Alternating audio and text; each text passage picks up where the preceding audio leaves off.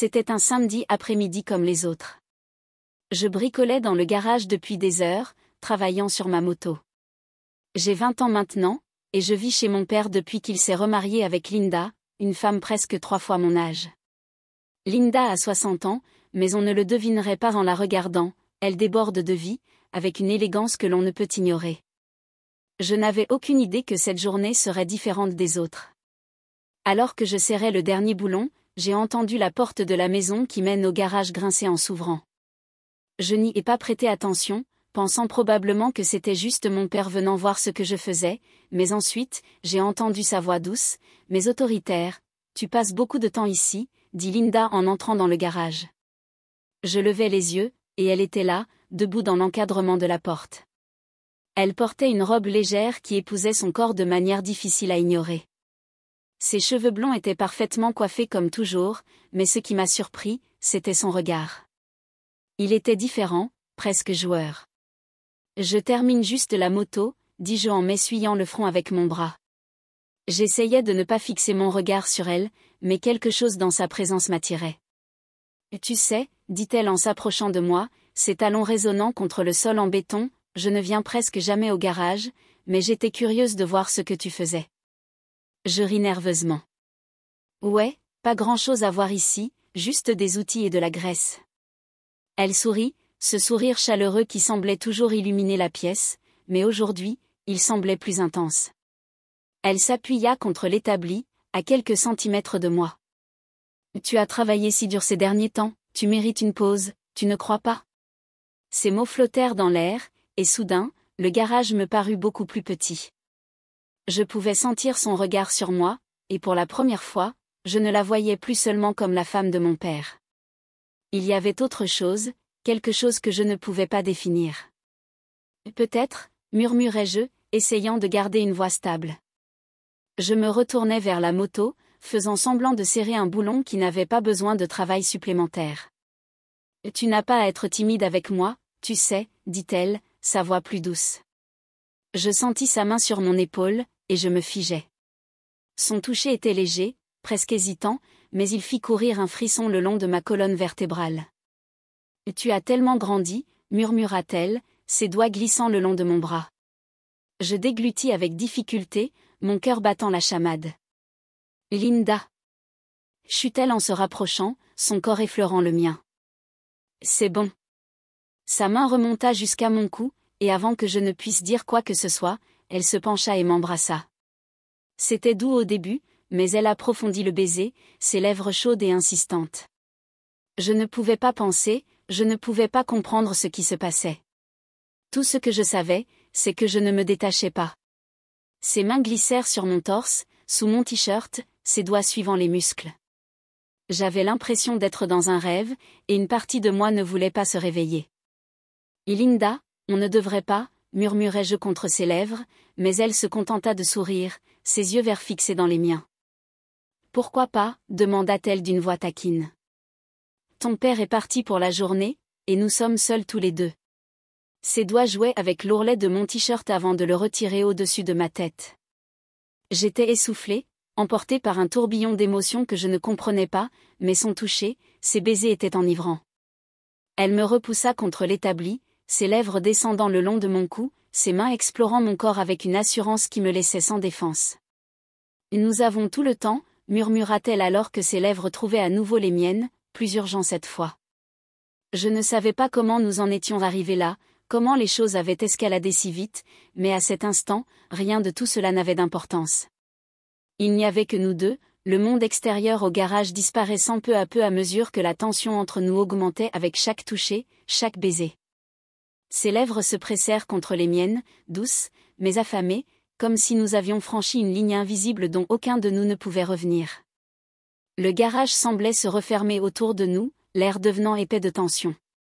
Ses mains parcouraient mon torse, ses doigts suivant chaque courbe et muscle comme si elle attendait ce moment depuis longtemps. Je sentais la chaleur entre nous grandir, une attraction magnétique à laquelle je ne pouvais pas résister. « Linda !» murmurai-je à nouveau, mais cette fois sans aucune hésitation dans ma voix. Elle leva les yeux vers moi, ses yeux remplis d'un désir que je n'avais jamais vu auparavant, un désir pur, indéniable. Elle se rapprocha, pressant son corps contre le mien, et je pouvais sentir sa chaleur à travers le fin tissu de sa robe.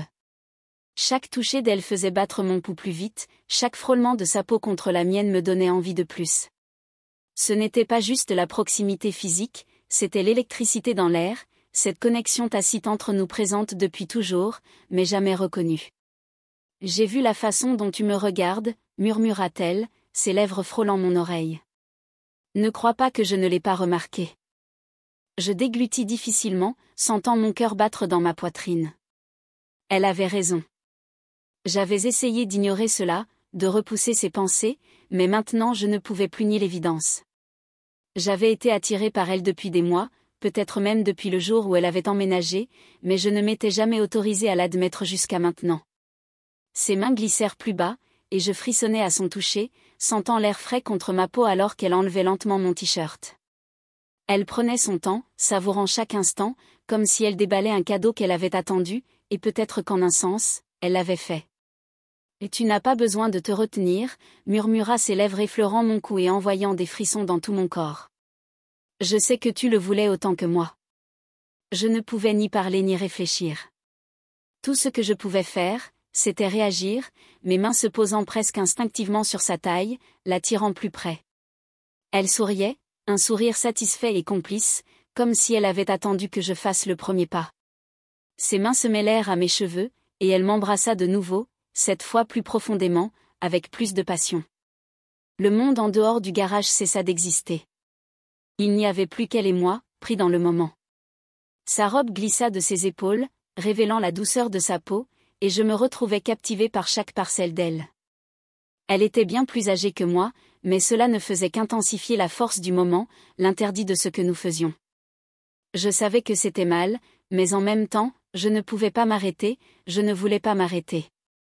Elle m'entraîna vers le vieux canapé dans le coin du garage, celui où je m'asseyais pour réfléchir, mais désormais, il devenait le théâtre de quelque chose d'entièrement différent. Elle s'assit, me tirant avec elle, ses yeux ne quittant pas les miens. « Ça reste entre nous », murmura-t-elle, ses lèvres à quelques centimètres des miennes. « Personne n'a besoin de le savoir, juste toi et moi. » Je hochai la tête, mon cœur battant à tout rompre alors que je me penchais pour l'embrasser de nouveau, nos corps se pressant l'un contre l'autre de manière à la fois interdite et incroyablement juste. Chaque baiser, chaque caresse ajoutait du combustible au feu, et plus nous nous abandonnions, plus il devenait difficile de s'arrêter. Pendant ce qui sembla être des heures, nous restâmes là, enlacés, perdus dans l'intensité de l'instant. C'était comme si le temps s'était arrêté, et rien d'autre n'importait, ni mon père, ni les conséquences, rien d'autre que la manière dont son corps se mouvait contre le mien, la façon dont elle murmurait mon nom. Mais finalement, la réalité commença à s'immiscer de nouveau. Le bruit d'une voiture entrant dans l'allée nous tira tous deux de notre bulle, et nous nous séparâmes brusquement, essoufflés et tremblant encore de l'intensité de ce qui venait de se passer. « Ton père est rentré, » dit-elle, la voix haletante, en réajustant rapidement sa robe, lissant le tissu comme si rien ne s'était passé. Je récupérai mon t-shirt et l'enfilai, mon esprit en ébullition. Linda se tourna vers moi, son expression redevenue sérieuse, mais avec encore une lueur dans les yeux. « Souviens-toi, personne ne doit jamais savoir, » murmura-t-elle. Je hochai la tête, toujours essoufflé, essayant encore de réaliser tout ce qui venait de se passer.